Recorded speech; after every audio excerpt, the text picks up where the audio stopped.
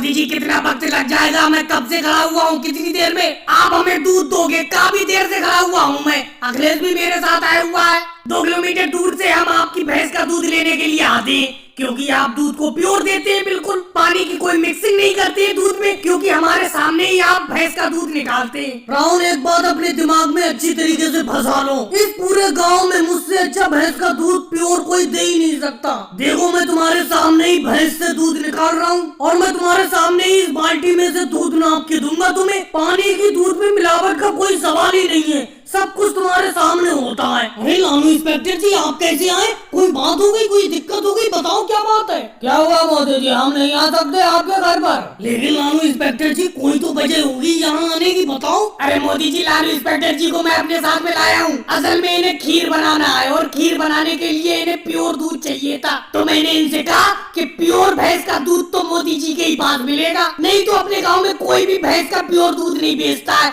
सब मिलावट करती है पानी की बहुत ज्यादा। क्योंकि ये लालू सर जी कल मेरे घर पर आए थे और मैंने ही आपकी भैंस के दूध की खीर बनाई थी। जब मैंने एक प्याली खीर खाने के लिए इन्हें दी तो ये उंगलियां चाटते रह गए। योगी जी, ये बताओ, उंगलियां चाटूंगा नहीं, इतनी बढ़िया खीर थी।